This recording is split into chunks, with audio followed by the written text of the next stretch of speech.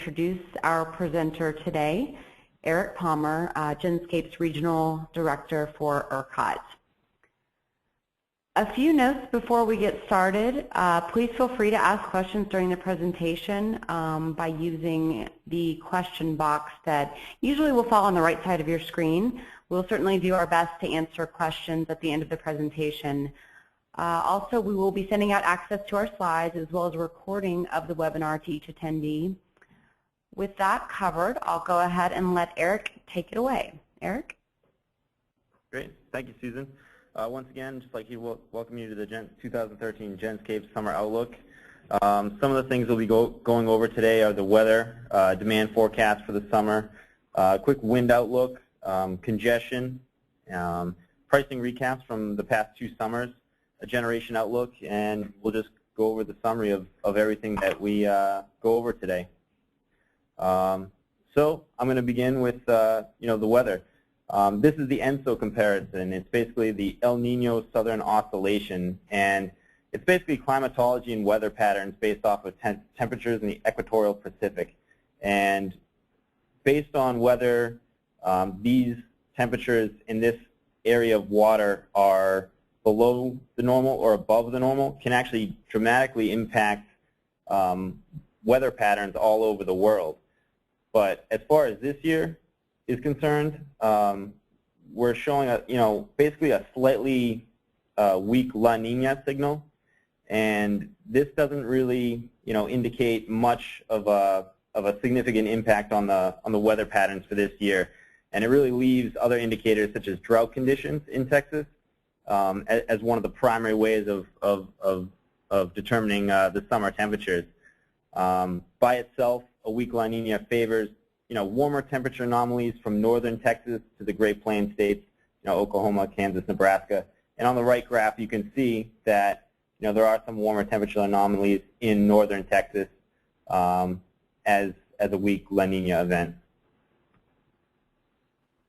As far as June, July, August month, the expected ENSO state for summer 13 should be more similar to 2011 than 2012, and that indicates some hotter risks than 2012. As you can see, the precipitation expected for the summer is a lot lower than normal across Texas, given a weak La Nina. And the current spring drought is unlikely to ease in the summer, given a weak La Nina adding to the hotter temperature risks. And this is a drought monitor across all of Texas. Right now, drought conditions exist across 96% of Texas, with exceptional drought in 3 particular areas, southern Texas being one of the areas that's particularly dry. The other areas in northern Texas and along the Mexico border. Now here's a look at drought comparisons in the following summers. So 2009, 2011, and 2012 all see a correlation between the strongest weather anomalies following drought conditions in the late winter and early spring. As you can see in 2009, you can see that the southeast portion of Texas is in extreme drought, and during the summer of 2009, you saw the warmest temperature anomalies in the same area.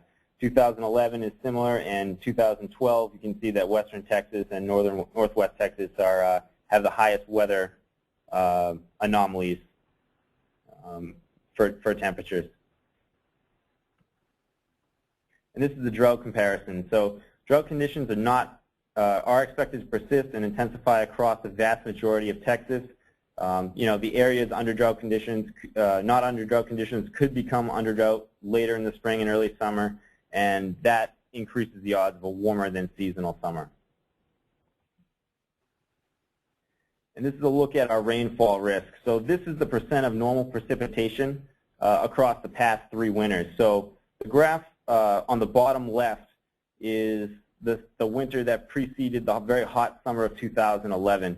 You can actually see that we had a very dry winter, particularly out in West Texas, and that really helped to fuel the drought.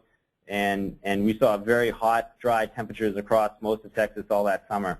The top right graph, you can see that we had a very wet winter last year, and we did not experience the same drought conditions. We didn't experience the same extended periods of strong temperatures. And this year, it really falls right in between. It wasn't, we still have well below the % of normal precipitation, particularly down in the valley, but also across central Texas. And the panhandle of Texas is, not part of ERCOT, but that did see some wetter conditions. Overall, this puts us in between, the summer of 2011 and 2012. And now I'm going to talk about what we're forecasting for temperature anomalies for ERCOT this summer. We are anticipating a warmer than normal summer, particularly across the northwest region and in the north. And while Houston, we're going to have more kind of seasonal temperatures, seasonal precipitation across that area. Based on the drought map from this previous March, where you can see down the bottom left, you can see that the valley is still in very significant drought conditions. You do have actually more increase. You have more risk of warmer temperatures during that time.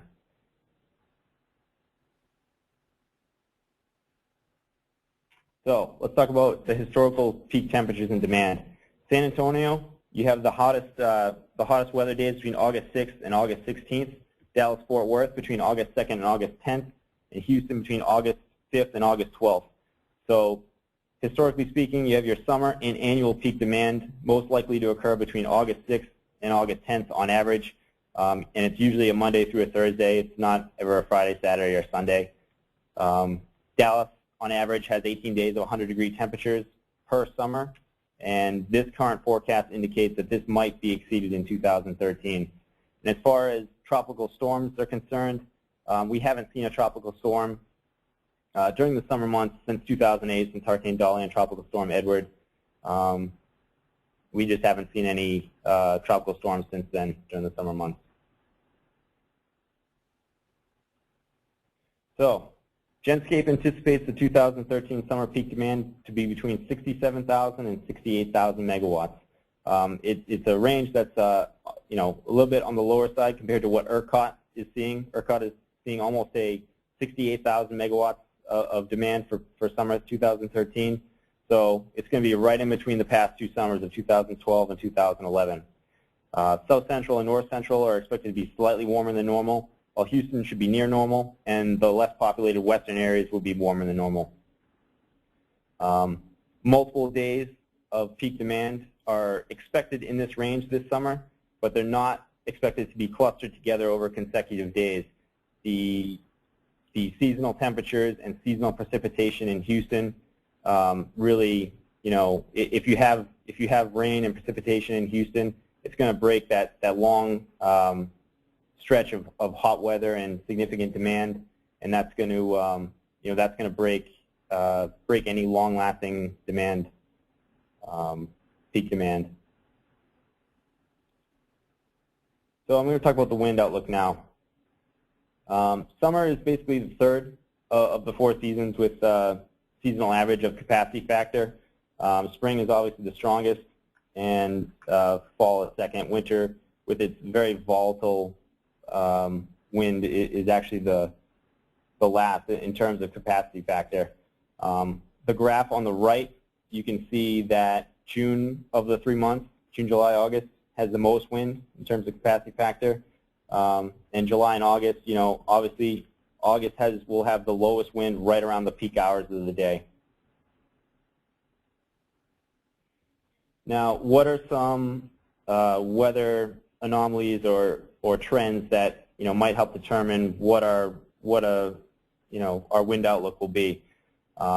Sea surface temperature anomalies. They're going to be slightly above the seasonal average. That could lead to weaker sea breeze circulation and less generation for the south wind projects. On the other hand, you have warmer than normal temperatures in West Texas, and that is basically going to set the stage for stronger southerly winds. And with low pressure over West Texas and high pressure off the coast, it creates southerly flow, and it's really going to it's going to create a trend where you see above average wind generation in the south and in West Texas. This is the capacity factor over the past 3 summers. Obviously, every year has been increasing as we add more and more, wind farms and wind generation. But also, we've been adding more transmission, and the capacity factor has actually increased every single summer. And in terms of total megawatt hours, not necessarily at the peak, but total over the entire summer, we're looking at more wind this summer than the past 3 years. So, summary. We're going to continue. It's going to be that same diurnal shape for wind, which means stronger off-peak, lower on-peak wind generation. June is the strongest month for wind in the summer. You have hotter than normal temperatures, which is favorable for stronger winds in West Texas. And basically an increase in the total wind capacity increases the probability of greater total megawatts along with the favorable wind scenario. And obviously, it's not going to be, you're not going to have higher wind every single day. You do have, variable weather patterns that go through. But as a whole, we're looking at more wind this summer. Now let's take a look at congestion. West congestion. So last year from January to October 2012, 9 of the top 15 constraints in terms of total congestion rent were in West Texas, with 8 of 9 of those constraints being bullish to the west load zone. And the only constraint that we saw that was in the top 15 that was actually bearish and wasn't related to serving load in West Texas was the west-north interface constraint. The Odessa North 138 69 kV transformer was the top constraint of 2012 during that time frame, with others in the area, including Odessa to Odessa North 138, Odessa North to Odessa Basin 69 kV, and the Emoco North Cowden Tap Moss Switch 138 kV line. And there was a few others basically around in that same exact area. And I'm going to kind of go into some of the reasons why we were seeing this congestion. Increased demand in the far west weather zone was particularly the main driver of this congestion. You had peak demand in 2011 and 2012 were 11.3% and 4.8% higher than the previous year's respective peak. And peak demand at the Odessa North auto transformer increased 37% from 2010 to 2012. So what's the reason for this increased west congestion and increased demand? Well, among population growth and other factors, you basically have greater oil and natural gas exploration and production in the area. You have new drilling technology, which is more energy intensive, and that's allowing to get more production out of previously thought tapped wells. And this additional load that is being used is locating at existing substations, which is why you saw the greatest increase at the Odessa North transformer. We've also seen increased drilling activity in the Eagle Ford area in the south. However, we really haven't seen much congestion here just because of the lack of transmission. And with the lack of transmission, that means more of the load that's used is self-supplied. So what has ERCOT been doing? They have been making many upgrades. I'm sure many of you know out in West Texas to help reduce that bullish west load zone congestion. Some of the things they've done is converting the 69 kV load to 138 kV. They've replaced the Odessa North transformer with a larger capacity transformer. They've made upgrades on lines, and there's still more additional upgrades planned for 2013. But even ERCOT, admits that these upgrades may reduce, but it will probably not eliminate this congestion. And when does it post? I mean, it has posted, this bullish west load zone congestion has posted during times of overall weak wind and during times of more moderate wind as well. The risk of this congestion is greatest, with a line or a transformer outages in the area, but also basically when the far west wind generation is low. And there's a few wind farms that we can talk about that, could be drivers. When you see wind low at all these far west wind farms, No Trees, Bull Creek, Kunitz, Woodward, King Mountain, and Snyder, and a few others as well. When they're all low at the exact same time, that's when you tend to see this bullish west load zone congestion post. And especially if you have line outages in combination, when you have low wind at these wind farms, that's when you have the greatest risk of seeing this bullish west load zone congestion. Now, I'm going to talk about the one constraint that was actually bearish to the west the west-north interface congestion. On March 7, 2012, ERCOT implemented the TSAT tool, the Transient Security Assessment tool.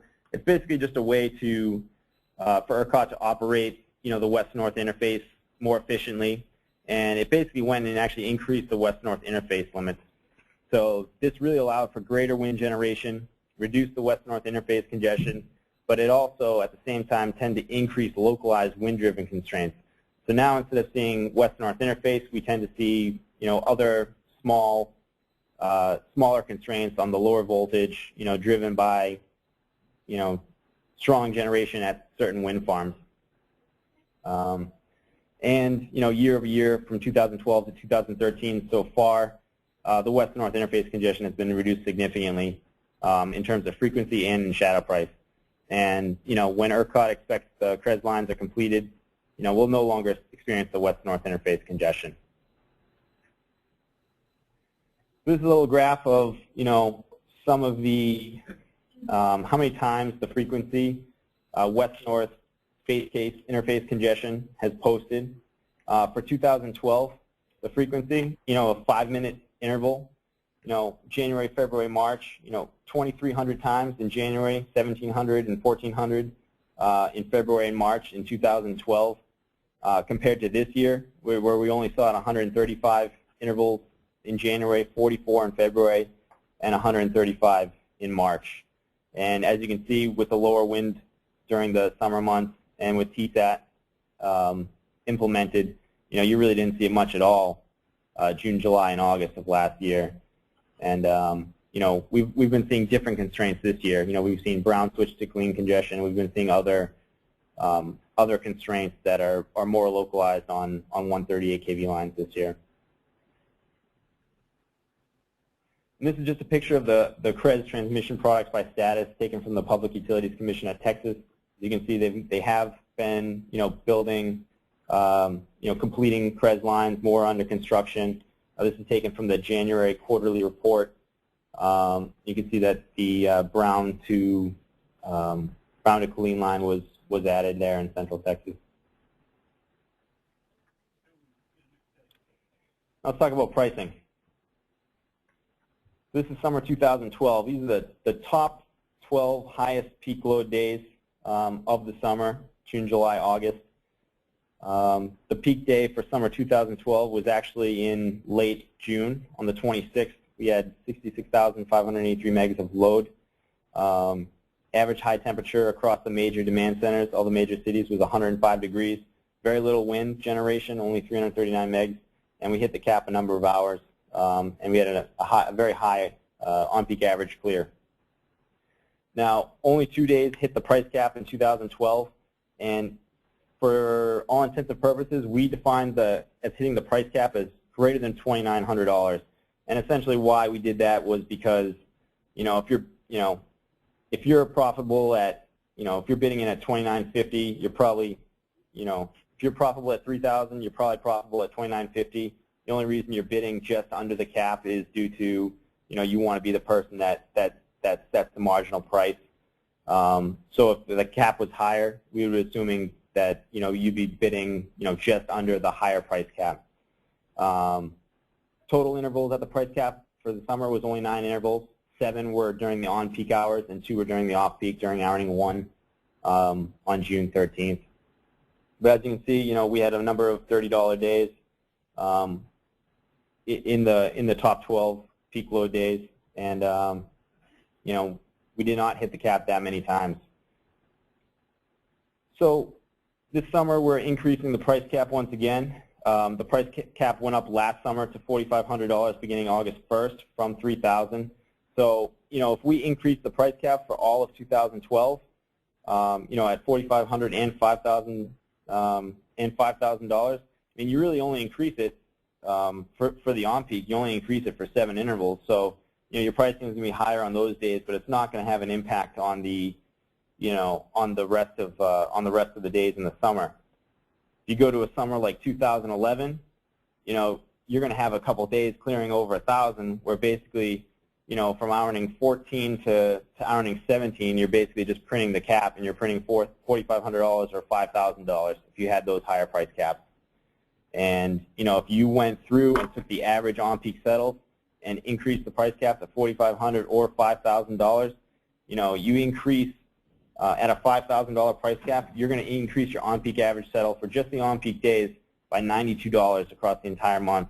And if you have 50 megawatts, the cost of those 50 megawatts hourring 7 through 22 was going to increase by just about $1.7 million.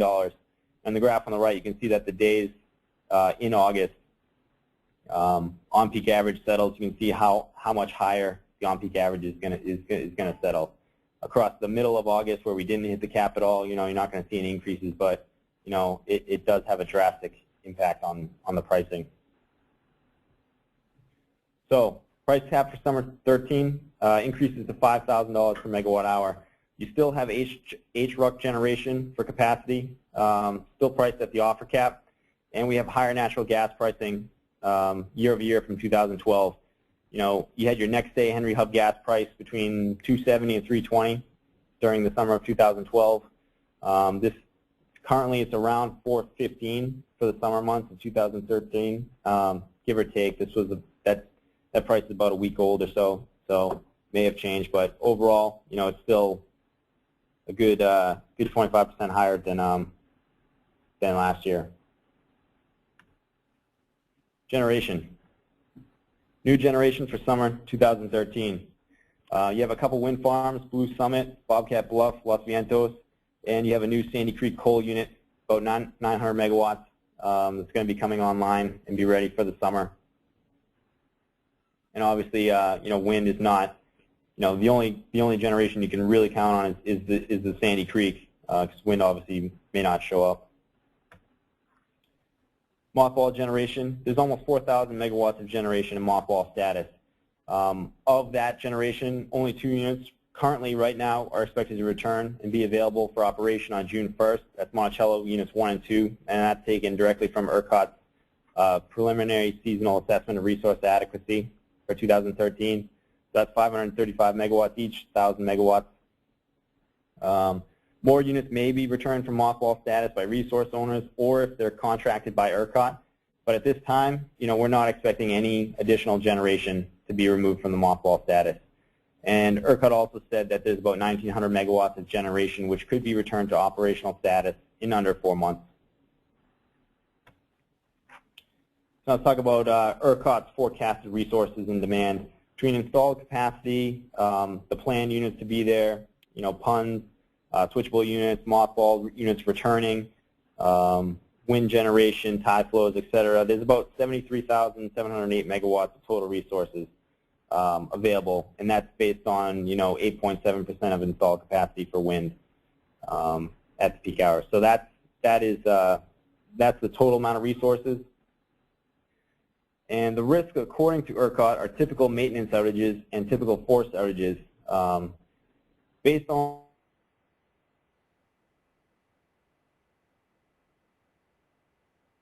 megs of generation in outage. And a typical forced outages for that same period is about 2,600 megawatts. So if that was the case on an average summer, you're going to bring these total resources down to about 70,500 megawatts. Now, this summer, or this spring, very similar to last spring, we have a lot of units, taking outage, preparing for the summer. That's the case this year. Last summer, we did not see, this much generation in outages. But as we all know, things can happen and forced outages occur. But right now, it's looking like, assuming any forced outages, there should really be no maintenance outages during the peak days for this summer, especially with a price cap of about $5,000. And here's a summary. Above average temperatures are expected for West Texas and the Valley this year. We have a strong summer peak, greater than 2012, but less than 2011, between 67 and 68,000 megawatts. Given the tight reserve margin, the risk of hitting the price cap is high. And the things you really need to watch for, changes in wind, generation outages, and unit trips. And all 3 of these things can have a drastic impact on price. If wind dips down very quickly 1 hour, you could catch ERCOT off guard, and it could hit the price cap. Same thing with unit trips. They tend to happen when when you least want them to. And given the fact that it's a tight reserve margin this year, hitting the risk of hitting the price cap is high. We're not really anticipating to really ever see the west-north interface congestion unless it's really driven by line outages. And the Odessa area bullish west load zone congestion is still likely to remain this summer, although it could be a lower risk with all the upgrades that we have. And the price cap has increased to $5,000 for summer 2013, and our natural gas is priced higher year over year. So we're less likely to see the $30 clears with gas at higher levels than we saw last year.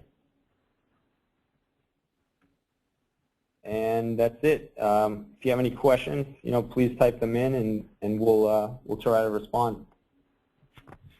Thanks, Eric. Great job on the Outlook today. Just as a quick reminder to our audience, we will be sending the slides and presentation to all of the attendees today. And we did have a question that came through that I thought Eric could address before we wrap up. What are your thoughts on congestion in the Eagle Ford area due to the oil and gas drilling? So in that area, we are seeing some congestion, but right now it's mainly wind-driven. Until they build more transmission, I think the generation is going to be self-supplied until that time. So until we start getting more lines and more oil and gas are hooked up to the existing transmission, like out in West Texas, I don't think we'll see it until then. But as far as when that happens, yeah, I think it'll be something definitely to look out for. Okay, great. Also, can you touch on, it looks like one came in, what is the system capacity breakdown between coal, gas, and other energy sources for ERCOT?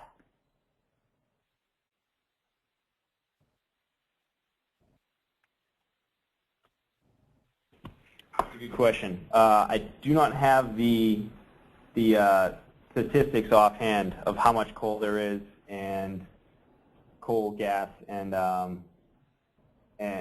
basically GT and wind. I don't have those stats offhand, unfortunately. That is a good question. But if you want to send me an email after, feel free, and I can, whoever asked the question, send me an email, and I could get back to you on that. Excellent. All right. Well, with that, again, thanks everybody for attending. Please don't hesitate to reach out to myself or Eric Palmer. Our information is there, and again, we'll send out the follow-up slides and recording afterwards. So thanks, everybody.